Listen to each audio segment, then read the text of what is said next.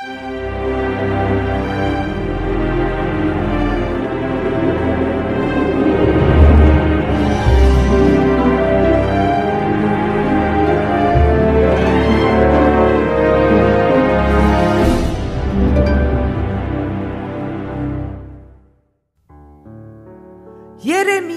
26.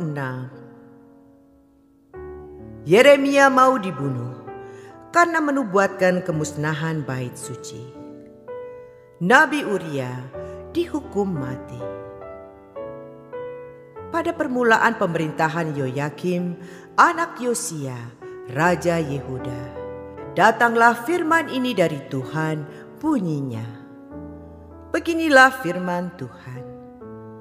Berdirilah di pelataran rumah Tuhan dan katakanlah kepada penduduk segala kota Yehuda yang datang untuk sujud di rumah Tuhan, segala firman yang kuperintahkan untuk kau katakan kepada mereka. Janganlah kau kurangi sepatah kata pun. Mungkin mereka mau mendengarkan dan masing-masing mau berbalik dari tingkah langkahnya yang jahat, sehingga aku menyesal akan malapetaka yang kurancangkan itu terhadap mereka, oleh karena perbuatan-perbuatan mereka yang jahat. Jadi katakanlah kepada mereka, beginilah firman Tuhan. Jika kamu tidak mau mendengarkan aku, tidak mau mengikuti Tauratku yang telah kubentangkan di hadapanmu, dan tidak mau mendengarkan perkataan hamba-hambaku para nabi yang terus-menerus kuutus kepadamu, tetapi kamu tidak mau mendengarkan, maka aku akan membuat rumah ini sama seperti Silo, dan kota ini menjadi kutuk bagi segala bangsa di bumi. Para imam, para nabi, dan seluruh rakyat mendengar Yeremia mengucapkan perkataan-perkataan itu dalam rumah Tuhan. Lalu sesudah Yeremia selesai mengatakan segala apa yang diperintahkan Tuhan untuk dikatakan kepada seluruh rakyat itu, maka para imam, para nabi, dan seluruh rakyat itu menangkap dia serta berkata, "Engkau harus mati. Mengapa engkau bernubuat demi nama Tuhan dengan berkata, rumah ini akan sama seperti Silo, dan kota ini akan menjadi reruntuhan, sehingga tidak ada lagi penduduknya?" Dan seluruh rakyat berkumpul mengerumuni Yeremia di rumah Tuhan. Ketika para pemuka Yehuda mendengar tentang hal ini, pergilah mereka dari istana raja ke rumah Tuhan, lalu duduk di pintu gerbang baru di rumah Tuhan. Kemudian berkatalah para imam dan para nabi itu kepada para pemuka dan kepada seluruh rakyat itu. Katanya, orang ini patut mendapat hukuman mati, sebab ia telah bernubuat tentang kota ini, seperti yang kamu dengar dengan telingamu sendiri. Tetapi Yeremia berkata kepada segala pemuka dan kepada seluruh rakyat itu, katanya, Tuhanlah yang telah mengutus aku supaya bernubuat tentang rumah dan kota ini, untuk menyampaikan segala perkataan yang telah kamu dengar itu. Oleh sebab itu, perbaikilah tingkah langkahmu dan perbuatanmu, dan dengarkanlah suara Tuhan Allahmu, sehingga Tuhan menyesal akan malapetaka yang diancamkannya atas kamu. Tetapi aku ini sesungguhnya aku ada di tanganmu. Perbuatlah kepadaku apa yang baik dan benar di matamu.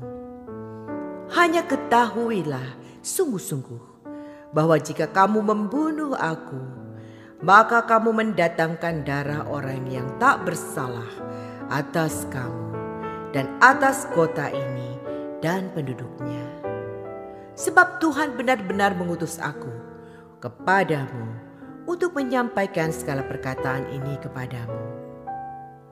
Lalu berkatalah para pemuka dan seluruh rakyat itu kepada imam-imam dan nabi-nabi itu, orang ini tidak patut mendapat hukuman mati, sebab ia telah berbicara kepada kita demi nama Tuhan Allah kita. Memang beberapa orang dari para tua-tua negeri itu tampil juga ke depan dan berkata kepada kumpulan rakyat itu. Katanya, Mika orang Moreshet itu telah bernubuat di zaman Hizkia, Raja Yehuda. Dia telah berkata kepada segenap bangsa Yehuda, beginilah firman Tuhan semesta alam. Sion akan dibajak seperti ladang, dan Yerusalem akan menjadi timbunan puing, dan gunung bait suci akan menjadi bukit yang berhutan. Apakah Hizkia, Raja Yehuda, beserta segenap Yehuda membunuh dia? Tidakkah ia takut akan Tuhan, sehingga ia memohon belas kasihan Tuhan, agar Tuhan menyesal akan malapetaka yang diancamkannya atas mereka? Dan kita, maukah kita mendatangkan malapetaka yang begitu besar atas diri kita sendiri? Ada juga seorang lain yang bernubuat demi nama Tuhan, yaitu Uria bin Semaya dari Kiryat Yearim. Dia bernubuat tentang kota dan negeri ini tepat seperti yang dikatakan Yeremia.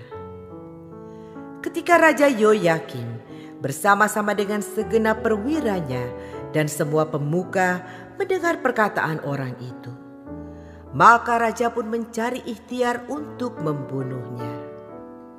Mendengar hal itu, maka takutlah Uria, lalu melarikan diri dan tiba di Mesir. Kemudian Raja Yoyakim menyuruh orang ke Mesir, yaitu Elnatan bin Akbor beserta beberapa orang. Mereka mengambil Uria dari Mesir dan membawanya kepada Raja Yoyakim. Raja menyuruh membunuh dia dengan pedang dan melemparkan mayatnya ke kuburan rakyat biasa.